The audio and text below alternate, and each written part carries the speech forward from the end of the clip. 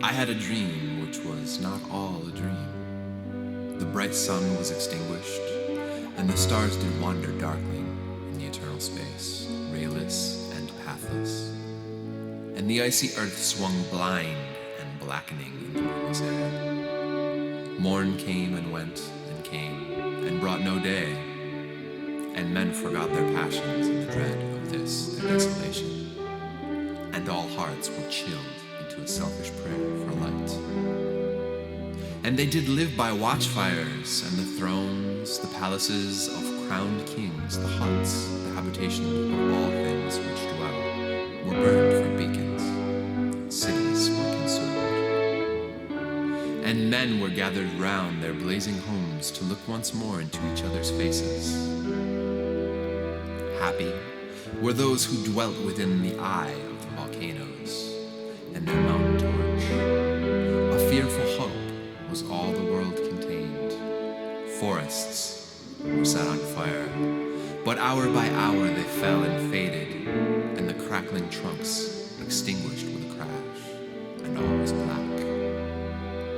The brows of men, by their despairing light, wore an unearthly aspect, as by fits the flashes fell upon them. Some lay down and hid their eyes and wept, and some did rest their chins upon their clenched hands and smiled.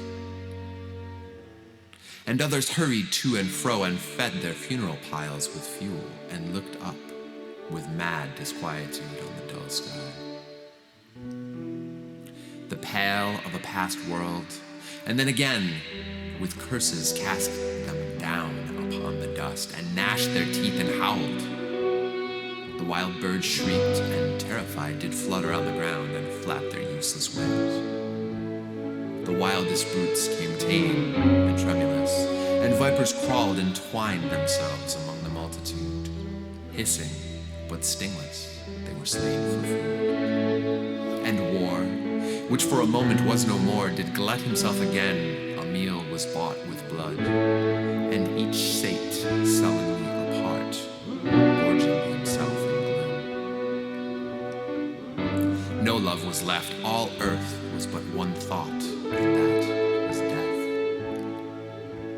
Immediate and inglorious, and the pang of famine fed upon all entrails.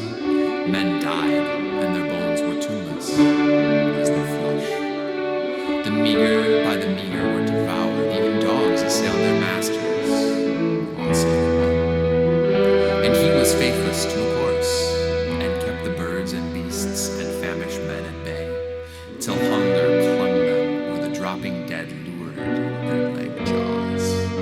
Himself sought out no food, but with a piteous and perpetual moan and a quick desolate cry, licking the hand which answered not with a caress, he died.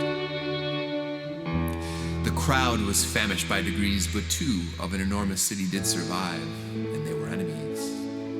They met beside the dying embers of an altar place, where had been heaped a mass of holy things for an unholy usage. They raked up and shivering scraped with their cold skeleton hands the feeble ashes, and their feeble breath blew for a little life, and made a flame which was a mockery. Then they lifted up their eyes as it grew lighter and beheld each other's aspects, saw and shrieked and died. Even of their mutual hideousness they died, unknowing who he was upon whose brow famine had written fiend. The world was void. The populous and the powerful was a lump, seasonless, herbless, treeless, manless, lifeless, a lump of death, a chaos of hard clay. The rivers, lakes, and ocean all stood still, and nothing stirred within their silent depths. Ships, sailorless, lay rotting on the sea, and their masts fell down piecemeal as they dropped. They slept on the abyss without a surge. The waves were dead, the tides were in their grave. The moon, their mistress, had expired before. The winds were withered in the stagnant air, and the clouds perished. Darkness had no need of aid from them. She was the universe.